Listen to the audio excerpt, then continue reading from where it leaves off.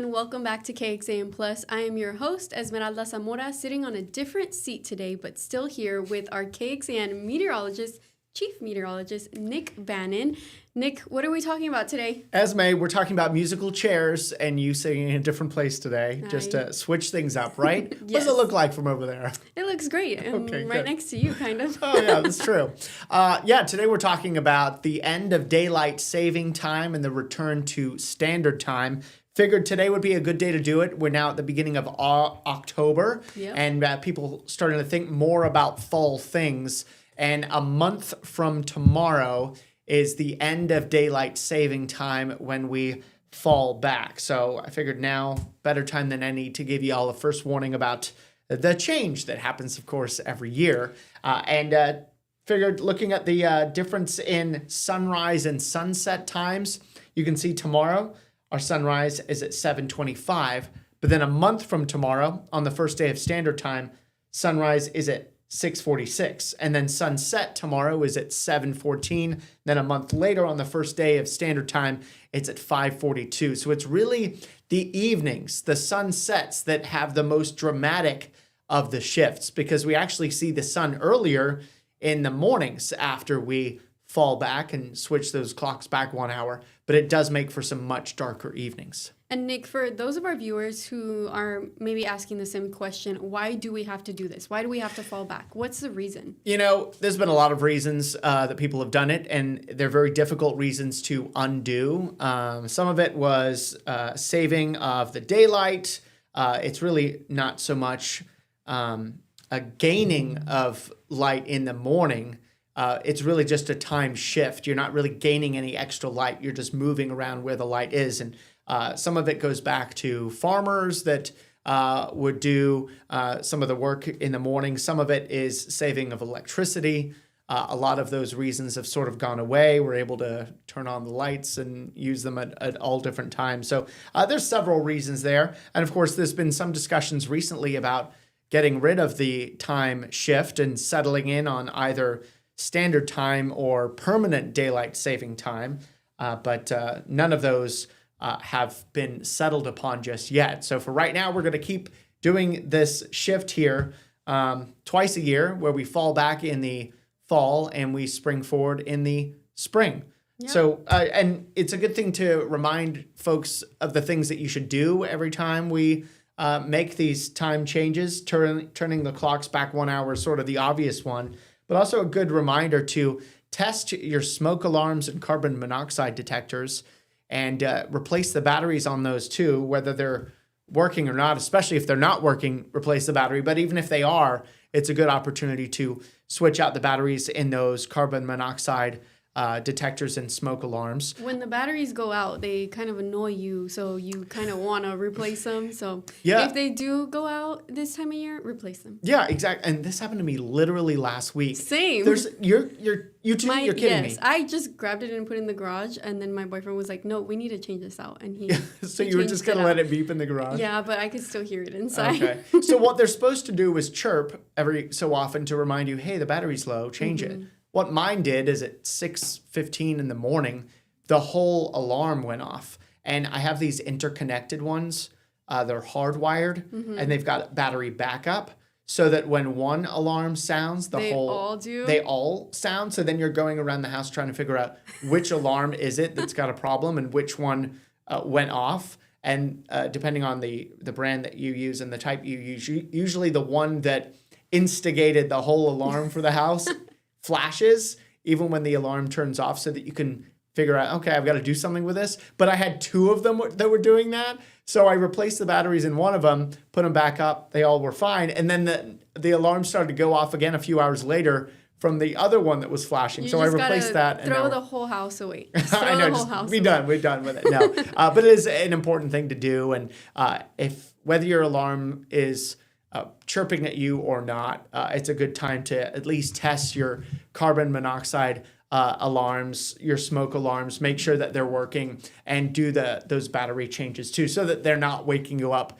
at odd times of the day or night with the fact that the batteries have run out.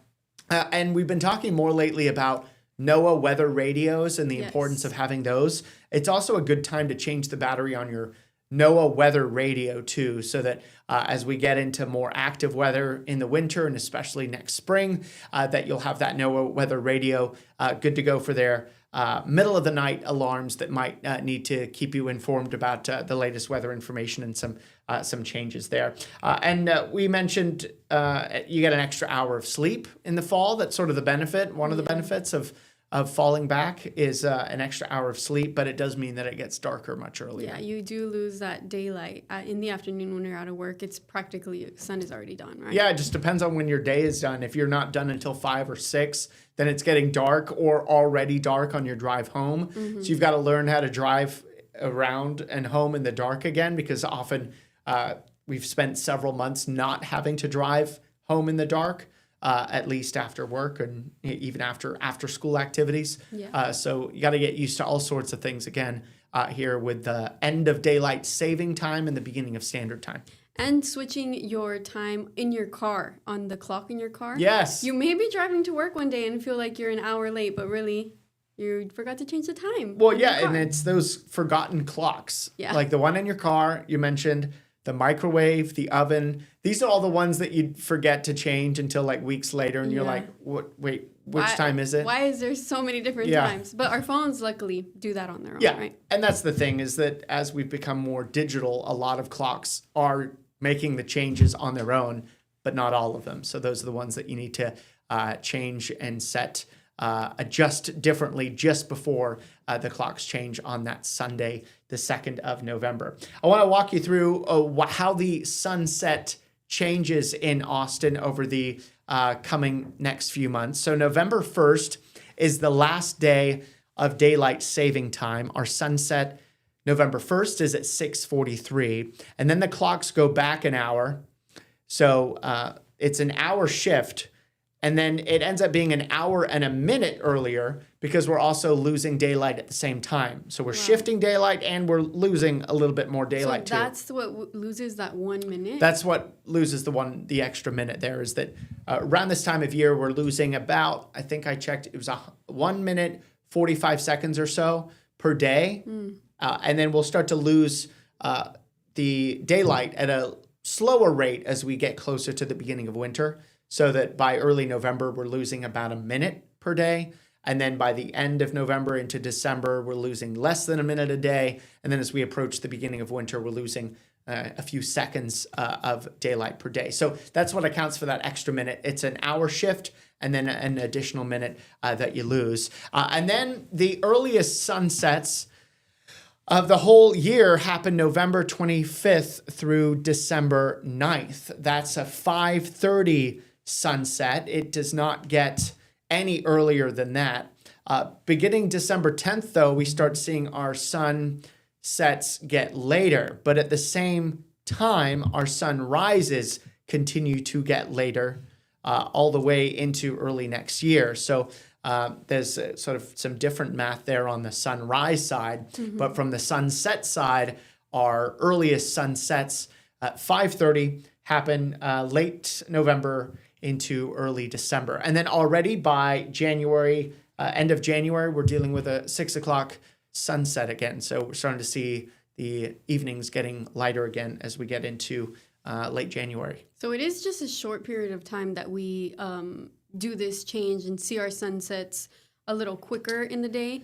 Yeah, so it's all relative, right? If you think still that 6 o'clock is an early sunset, then yeah, that's going to continue into January and only a little past 6 into February. But truly, the earliest sunsets of the year happen, sort of the ones that happen before 6 o'clock. It's just a short window from November 2nd through January 23rd, where we have those pre-6 o'clock sunsets. And then after that, then they get later again. So it's a bit more manageable. So we got to prepare for those early sunsets this time of year, right? Yeah, for sure. I want to talk about another angle to all of this is whether we did a daylight saving ending time switch or not, our days continue to change in length. Now in February, we're gaining daylight.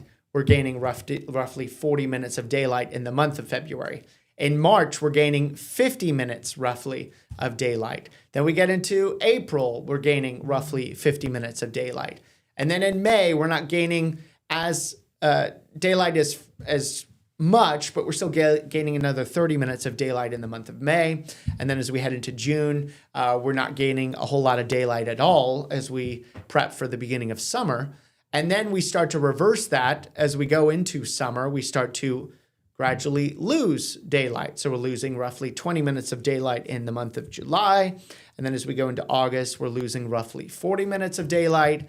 And this past September, of course, we just finished September, we were losing, I should have said losing there, but losing 50 minutes of daylight there in August and now September. And now that we're in October, we're still losing daylight there, roughly a similar amount of daylight. And then as we head into the November period, we're losing daylight at a slower rate. So the rate starts to slow as we near the winter solstice.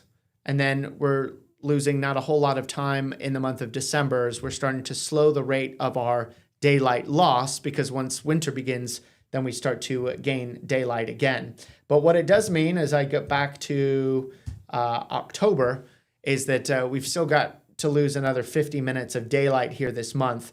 So whether we were to do the daylight saving ending time switch in November or not, we're still going to be losing daylight. And then, of course, we're just shifting the daylight with the ending of daylight saving time and the beginning of standard time. Nick, when would our shortest day of the year be this year? Shortest day is the first day of winter. It is every year. The longest day is the first day of summer.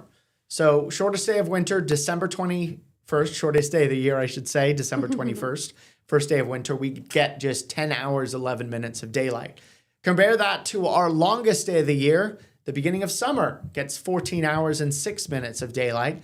So there's roughly a 4-hour loss of light from the first day of summer to the first day of winter. And here we are, not in the middle exactly, but first day of October, 11 hours and 51 minutes of daylight here today, and we'll still lose another hour and 40 minutes between now and the beginning of winter. So still more light now than what we'll have the beginning of winter, but we've already lost 2.5 hours or so of daylight since the longest day of the year, which was the first day of summer.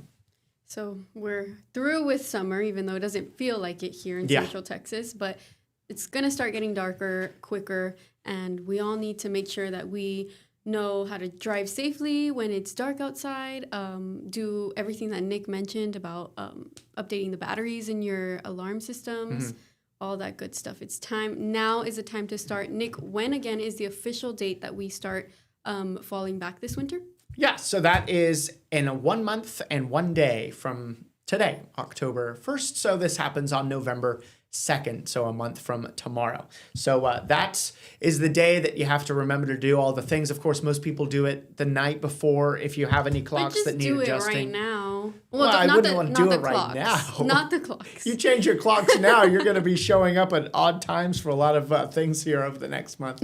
But you can see what the sunrise and sunset times look like there for the first day of standard time. And again, a reminder as to how this all changes between tomorrow's sunrise and sunset times and then November 2nd's sunrise and sunset times. And of course, with kids having after-school activities that may not end until it's dark, as we head into standard time, you got to be on the lookout for people and pedestrians that are walking even though it's dark, or on their bike even though it's dark, because you may not be expecting them around at the times you're driving, but there's still activities that get out later and don't get out until after the sun is set. So just be mindful of that here in about a month's time. Yes. Well, Nick, you wrote up an article on this. I believe it's on our website. We can show it here in just a few, but what did you write in the article that's different from what we talked about here? Well, I generally covered a lot of what we've covered here, but you'll be able to grasp a little bit more about the shifting in the times and some of the landmarks or important milestones as far as our day length, our night length, our shifting sunrise and sunsets, some of those I go into a little more detail on KXAN.com. And to get to the story, it's on the homepage, but you can also click on the weather and traffic tab and then the weather blog drop down, and then you'll be able to go through and recap a lot of what we talked about here today. Well, before we wrap things up, I do want to ask you, what is your favorite to do? Fall back or spring forward? Okay, so fall back means that if you had to wake up at 7, it's instead 6 a.m., so you get another hour of sleep. So I like that. Extra hour of sleep with the fall back is good. However, I've got kids, and that's the problem with kids. I mean, there's so much great with kids, but the problem is that they're not looking at the clock being like, oh, I can sleep more. Let my mom and dad sleep more. They're looking outside and being like, oh, it's light out now. Let me go wake the parents up. Yeah. So, as parents, you don't really get that extra hour of sleep so much. So, but I still think I like the fall back. On the day, I like fall back better. But springing forward, the beginning of daylight saving time in the spring allows for more light in the evening, and I do like that better. So I guess my answer is mixed. Where are you on this? I think I'm similar to you, but I also prefer to have longer evenings with daylight. So I would rather have that. Yeah, I don't blame you there. And as for what I do as a meteorologist on TV, and we've got a lot of access to weather cameras, having it go so dark so early during your in the fall, nighttime shows. Yeah, it means that at 5:30, 6 o'clock, we're not getting as much light out. So the camera shots are more nighttime shots. So that's one of the drawbacks there. But it does mean it's sort of easier to get up in the morning if the sun's up. So a little bit of a difference there. And of course, there's the article on KXAN.com if you want to check it out. All of the graphics that we ran through during the stream are also in there as well, with more information on what daylight saving is. Actually, I thought it was daylight savings. Yeah. And Nick just told me it's daylight saving. One of my first bosses when I started in TV in tiny little Elmira, New York, one of his first lessons, I think the first week I started, was there's no S in daylight. Well, there is an S at the beginning, but there's no S at the end of daylight saving time. It's not savings time. You're not savings time. You're saving time. So anytime I hear someone say daylight savings, I I cringe a little bit because there was this former boss in my head saying to never say the S at the end. So, but it's a common thing for people to say the S at the end is what it is. But the correct way to say it anyway is without the S at the end of saving. Just a G. Yes, just Ends the G. At the G. Yeah. Well, thank you so much for joining me, Nick, here on Nick's First Warning Weather. I do want to remind anyone, if you are watching us live, thanks so much for joining us. But if you're not and you're watching on our CTV app, thank you so much for downloading it, first of all. If you haven't, what are you doing? Nick, how can they download that app? Well, we are on a variety of platforms. If you've got Apple TV, you can go into the Apple TV store and download the KXAN app that way.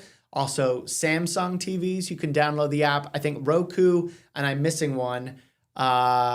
Which one am I missing? Fire TV. Fire TV, yes. I always remember 3 of the 4.